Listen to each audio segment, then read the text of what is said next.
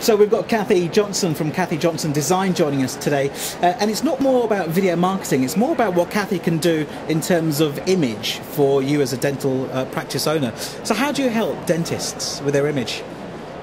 Well, I like to make sure that they're presenting themselves as best as they possibly can, so they look fantastic, and so a patient is naturally drawn to that practice. They're not going to go somewhere that's got a tatty sign outside in a rundown building and no kind of logo, or some don't have anything to identify the practice at all. Some practices, nobody knows they're there because there's no signage. And that goes all the way through, so it's from the patient seeing the signage on the outside or the website on the outside of the practice, and then carrying that look through the interior.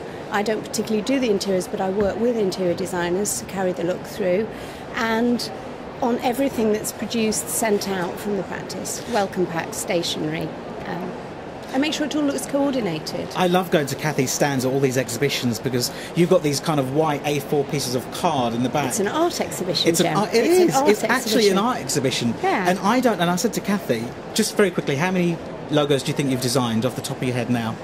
It's 150, 200 maybe. So you've probably got about 100 or 150 plaques that you put on there. Yeah. And honestly speaking, I can't decide which one is my best one because they're all so amazing. There's always a competition. Do you actually get to know the dentist beforehand or their practice before you start thinking about the design? Possibly 50% of the people, of my clients, I actually meet. And the practices I visit. The rest of them, I like to think I'm very intuitive, and I pick up a lot from phone calls, have in-depth interview phone calls to understand everything about the practice first, their likes and dislikes, the type of patients they're wanting to attract, the treatments they're offering, and their vision, because you're not talking about designing for the practice as it is now, it's about where they want to be in 3 years, 5 years, 10 years. And we get involved sometimes in renaming the practice. If a dentist is thinking of selling in 10 years and the practice is in their own name, they might want to rethink the name at this point to fit the vision of what they want to do in 10 years' time. So there's quite a lot involved.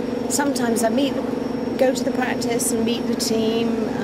I even get shown the sterilisation rooms and places I don't need to see. That happens to me as well, by the way. You know the thing, and but I don't need that. I pick up a lot from conversations and emails, and I ask people to send me photos of the practice. And then sometimes I meet somebody I've been working with for 2 years, and then they come and see me at the stand, and it's big hugs and joy all round, and they like to see their logo up on the wall, my art exhibition. So it works well.